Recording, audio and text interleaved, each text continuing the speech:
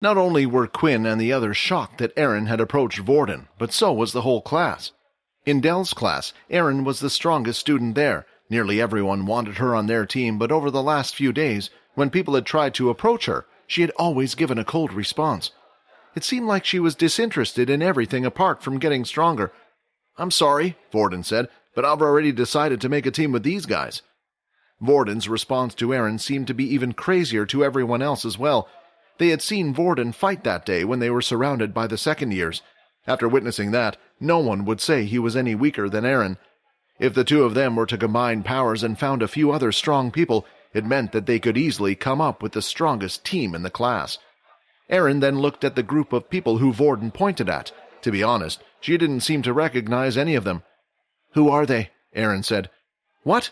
We took the test together. I even helped you out at the assembly hall," Layla complained. The truth was, Erin never took the time to remember people's faces. She only cared about those who were strong. When she saw how weak they were in the test assessment, she didn't even bother with them any longer. Although there was one person who had caught her eye other than Vorden, and that was Quinn. She remembered him throwing the black beast balls at a lightning-fast speed and taking out a student. Then, when she looked at his wrist, she saw he was only a level 1 user. "Why would you stay with these weak people? Surely you can get a better grade if you join me and a few others," Erin said. The first assessment and future assessments in the portal outing would determine their final grade. For those who had a cozy family to get back to, it didn't matter too much, but to the rest, it determined their future. The grade they got when they left the military academy would decide whether they could join a strong private company, or whether they would just end up joining the bottom of the barrel, being treated even worse than now. "I don't care about the grades, I just want to have fun while I'm still in school," Vorden replied. But Erin was determined not to give up. "Fine, I can accept the girl and the strangely strong boy, but I can't accept him," Erin said, pointing at Peter. Peter's heart suddenly started to thump louder. A fear started to take over him as he heard Erin speak these words. If he didn't get in Vorden's and Quinn's team, he would be in huge trouble. "Why do we need you anyway?" Vorden said. "Wait a minute," Layla interrupted. "I think she would make a good addition to the team. Besides, Vorden, doesn't your ability rely on those around you to be strong as well? As far as I remember, the beast doesn't have abilities, so you would have to rely on us, and we don't exactly have strong abilities." "Layla, I understand what you're saying, but for once I agree with Vorden," Quinn replied. "I don't care how strong she is. She can't just come in and kick one of us out. She can join the team, but only if Peter stays." It was good to have strong allies, but at what cost? If Quinn was to kick out Peter to replace him with a stranger, he would just be as bad as everyone else who had treated him like crap just for being weak. He didn't want to change into one of those types of people. Erin then started to look around the room before looking at Vorden once again. She thought back to how Vorden was able to deal with Momo quite well before the use of the soul weapon. After looking around the room, there didn't seem to be a single person in Dell's class that matched up to him. "Fine, I will join, but I wish for the 5 of us to have a retesting to see where we stand," Erin asked. "Perhaps we can go visit the training center, display what we can do to the rest."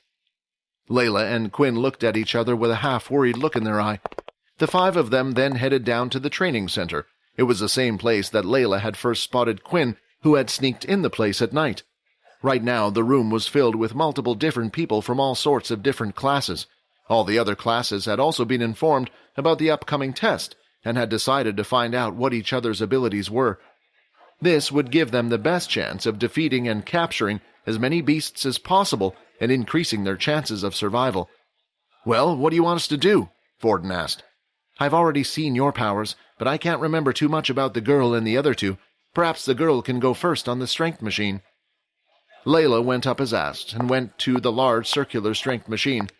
She concentrated her mind and threw out her fist at the same time. She used the force of her telekinesis to push her hand as strong as she could.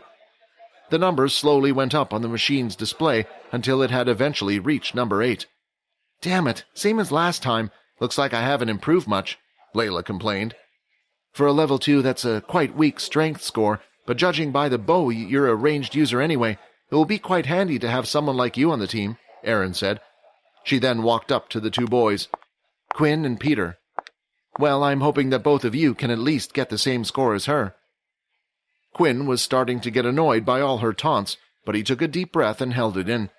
With her on the team, it would cause fewer troubles with the others. Even if they did defeat beasts and obtain their crystals, there was a high chance that another team might target them and try to steal them. But just having Erin on the team would stop that. Peter walked up to the machine holding the mud staff in his hand. "Looks like he's still level 1 then," Erin said.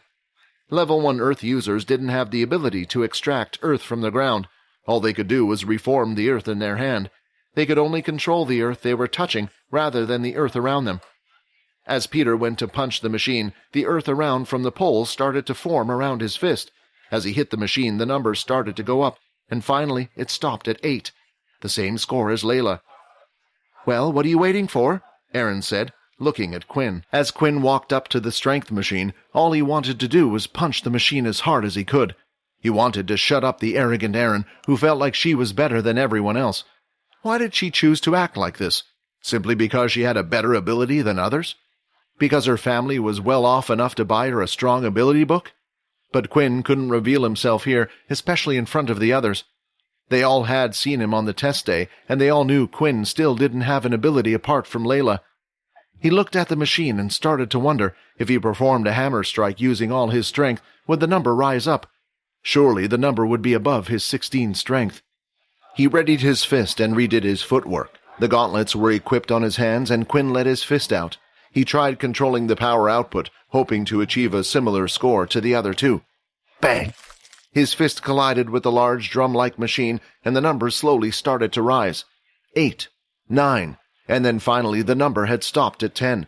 Quinn estimated if his current strength with the gloves was 16 when he needed to use half his strength when hitting the machine to get an 8. But such macro-level control was nearly impossible to get right, and he had managed to go slightly over. "Hey man, didn't you get stronger?" Vorden said, surprised.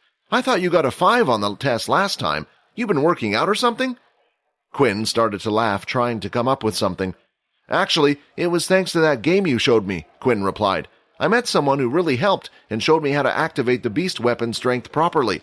I worked hard hoping I wouldn't be useless for you guys. When I threw that beast ball that time back in the assembly hall, I realized how useful it would be if I learned how to activate the best weapon." This was a lie, but Quinn felt like it was quite convincing. "Didn't the second year say you needed to treat it like activating your ability, though? I thought you didn't have one." "Apparently that isn't a requirement, but just to help you visualize activating your beast weapons," Quinn replied back. Sweat was starting to run down his face. All he could do now was hope the others would buy it. Subscribe to the Pocket FM Blockbuster YouTube channel and press the bell icon for instant notifications. Check out our channel for more exciting shows.